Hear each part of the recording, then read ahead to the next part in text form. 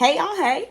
It's your homegirl, Sammy Johannes, licensed realtor in the Commonwealth of Virginia, your real estate rental and relocation resource here in, like I said, Richmond, Virginia, but I also assist in connecting you with professionals in any market.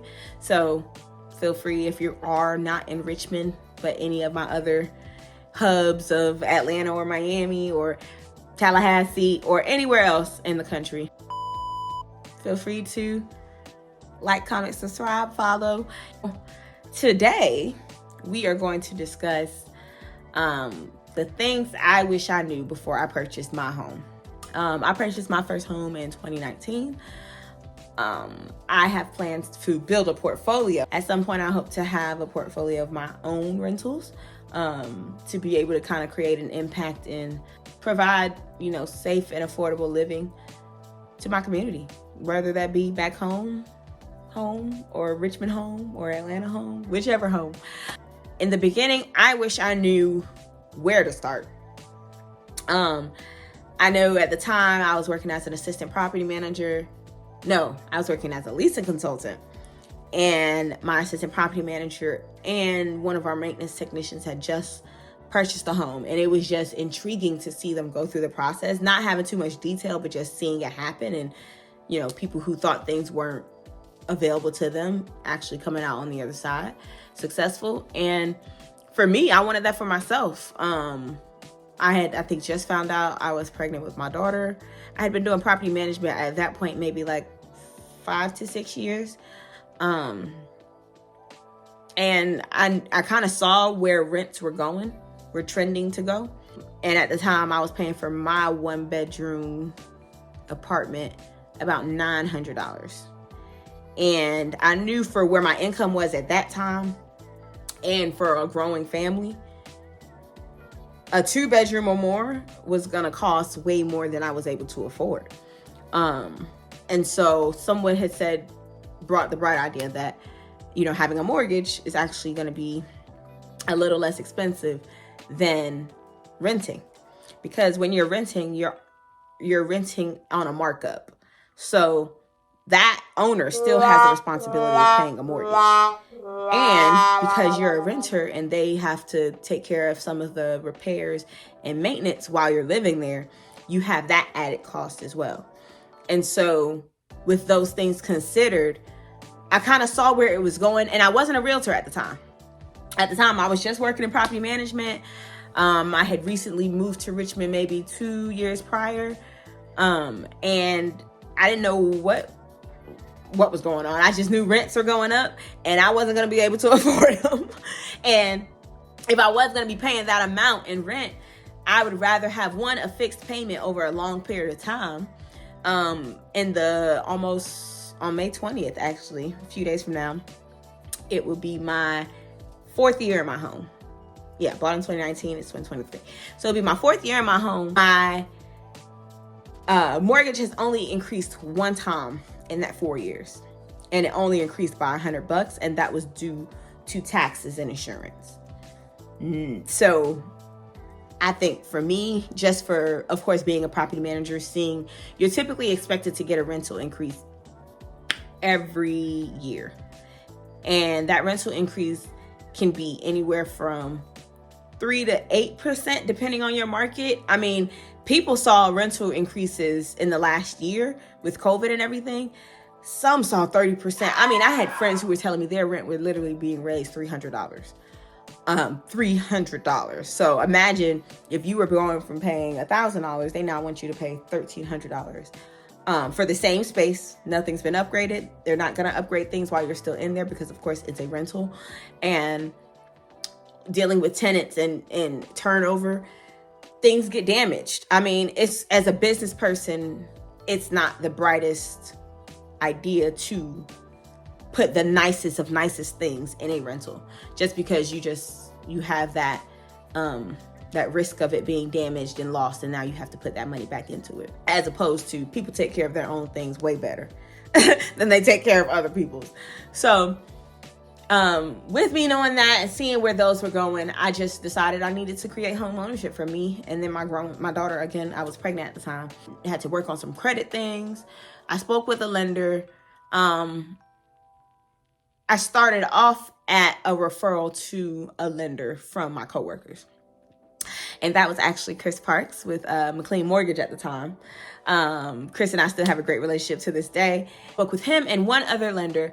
And not knowing what I was doing, I just applied.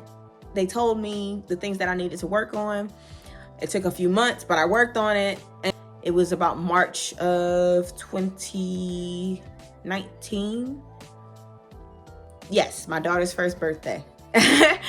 Things had happened and I needed to move. I did not want to be where I was living at. At that time, I was renting a home from her dad's family member, and we needed to move. And it just was, we wanted better for our family for one, and circumstances had it that we needed to move. So things changed very quickly. I shifted gears and started to get things like in order with my credit and get things paid off. We had gotten pre-approved. My pre-approval wasn't for much. I bought my home for about $175. So at the time, a 3-bedroom, 2-bath, 1,200 square foot home would go for around that price, $175. And it's a pretty good neighborhood. Schools are pretty good here in Chesterfield. And you know, it was fully renovated. It had some repairs that needed to happen, but me being in property management, dealing with homes and residential, and I grew up, you know, with a carpenter / everything as a dad. So I wasn't too worried about certain repairs. And I bought my house, and there's been some struggles between buying my home and now, you know, 4 years later owning it and having my ceiling cave in at one time, unknowingly. Again, not a realtor at the time. Due to an AC leak from upstairs. Like, different things can happen as a homeowner. And for you to be ready to buy a home, you have to consider those things. Things I wish I knew were pretty much all those things I just listed. It's better to start talking to a lender early. There may be a situation where you can't pull the trigger as soon, and so you get stuck in a lease for a year if you don't know how to maneuver yourself through that lease, whether that's terminating it early or whichever. You end up paying that 100% interest on rent for way longer than you planned. Maybe the goal of home ownership was there for you now, but just where you were credit, income, debt to income, and all of those things wise, you just weren't ready. And that's okay. I think as people, we have a fear of the unknown. And a lot of people put a pause on home ownership for way longer than they should. And we're seeing that now with the affordability crisis, or whatever you would like to call it. The normal average day citizen is too busy working. I was that person. I'm still that person. Like, I am grinding to get to my next level every day. And I understand the sentiment of I'm too busy with work to focus on purchasing a home. I have too many bills to focus on saving for a home. But don't let that fear and that excuse, and I'm not even gonna call it an excuse, that reason that you have, delay you from or deny you to purchase a home. Because the benefits are so much more than the cons. Those outweigh the cons in so many ways when you do it correctly. Thing that I wish I knew when I was speaking with those lenders is how to assess the products that they were offering. And when I say that, I mean knowing the difference between an FHA to a conventional loan, knowing what programs and grants and down payment assistance are available to first-time home buyers, knowing interest rates and paying down interest rates and all of the intricacies of a pre-approval for a home loan. I wish I knew how to discuss those things and negotiate or, compare, because, as a professional, I do recommend that my clients shop around for a mortgage and not just go with the first approval that they get. Just because different lenders offer different things. Different lenders have different approval guidelines and overlays that may benefit or not benefit you. And as a buyer, you want to be a savvy buyer. You want to be a buyer that is knowledgeable in utilizing any resources that are available. So those are things that I wished I kind of knew to talk about. The PMI, how an FHA loan has built-in PMI, and conventionals, the PMI falls off at a certain point. All of those things. And again, those are going to be topics that we're going to discuss more in detail as we go through this journey of this YouTube channel. So yes, knowing loan types in detail and just how to discuss those things and compare and contrast those things when deciding. Example of that is when I bought my home, I was not a realtor. I was a normal, average, everyday citizen, just working as a leasing consultant. And actually just had gotten promoted to an assistant property manager. And I didn't know what was going on. I just knew I needed to get a house. I knew that I didn't want to keep throwing away money in rent. And sometimes rent can be convenient for people. When I advise on renting, I always advise to rent smart. Rent with a goal. Yes, when you're renting, understand you are renting for convenience. Your biggest bill is your rent or your mortgage. And when you're putting away that type of money a year, a month, make it work for you. We don't need to complain about not being able to get ahead in the economy or, as taxpayers or anything else, where we're not utilizing the resources that we have to leverage those things. That was a little rant. I happen to do that. Just roll with it. Talking about PMI and all those things. Another thing that I wish I knew was to build a relationship with the realtor. The realtor that I did have at the time, she was great. She got me to the finish line. She was knowledgeable and she was informative. But I didn't really have a relationship with her when I started the process. Again, she was a referral from a resident I had at the time at my community. She had told me that she had been working with this agent.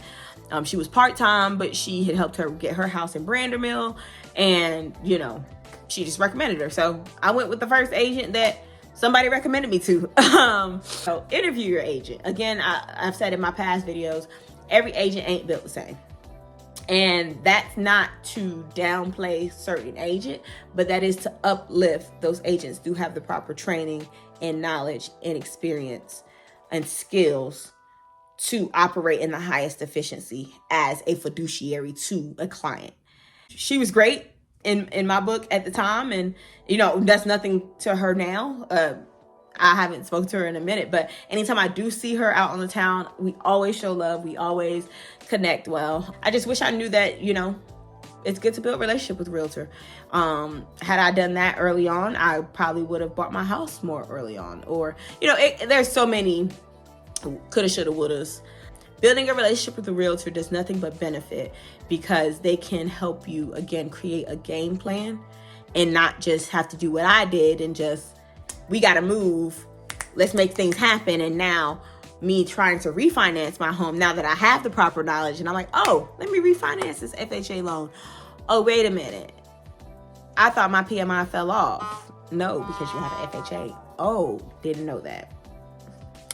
So yeah, until I became an agent, didn't know that. I didn't know when I got my loan what it was. And so those first 2 points are reasons or things that I wish I knew before purchasing my home. Key thing that I don't think a lot of new home buyers realize is to have a reserve or a emergency fund for repairs specifically, or get a home warranty on your home, especially if you don't have access to the resources to get contractors and vendors out in the case of an emergency situation, a leak, no AC, washer, dryer, any of the things.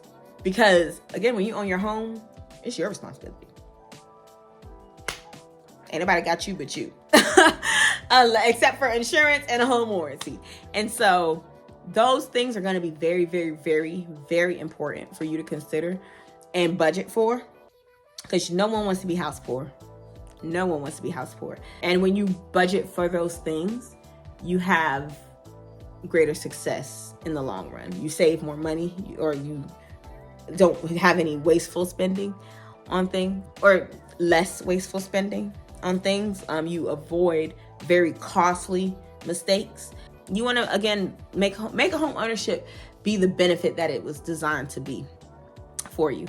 And so, you know, having that emergency fund to fall back on if a toilet gets clogged and you got to call a contractor over, or having that home warranty. That way, if your refrigerator goes out, you can immediately have somebody come and assess and either repair or replace your fridge. So you're not going, you know, me as a mother, for me, that's a very important thing, because I'm going to need to have food in my house to feed me and my child. Yeah, we can eat out, but who's going to do that every day? That's expensive.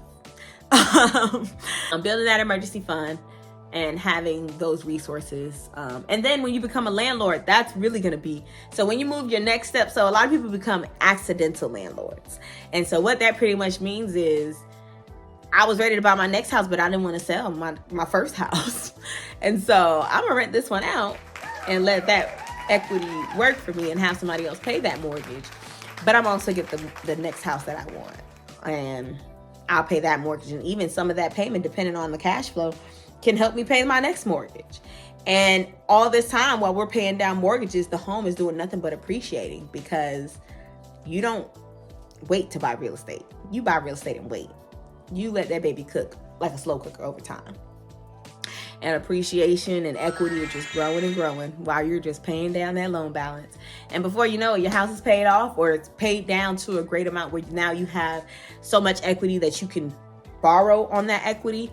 That's another conversation for another video, because that's a gem that a lot of people don't realize why it's important to own your home. It's like a forced savings account.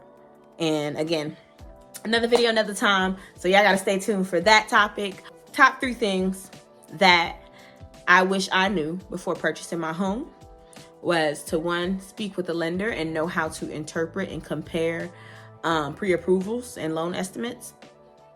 Having a realtor that I have a relationship with that can assist and guide me to get to the right people to get the process started in a way that specifically fits my situation. And 3, having that money set away before purchasing for, you know, repairs that you weren't expecting. Unexpected repairs happen all the time. And again, when you're the homeowner, it's on you. A lot of people get comfortable. A lot of renters get very comfortable being able to call their landlord if the smallest things happen in their home, and not having to have the cost of it. And you know, that's one of the risks you take being a landlord. But again, the benefits and the pros outweigh the risk by a grand scale when you do it correctly. That's our video. Catch us next time. I don't know what I'm gonna be discussing, but you gotta stay tuned. Make sure y'all check back in, like, comment, subscribe, do all those things, and help me, you know, create an impact on not only my Richmond community, my family back in Florida, Georgia, St. Croix, Jamaica. I'm trying to do this international. Okay, we getting flued out. We getting flued out and purchasing real estate. That's what we're doing here. Okay, so join me for the journey.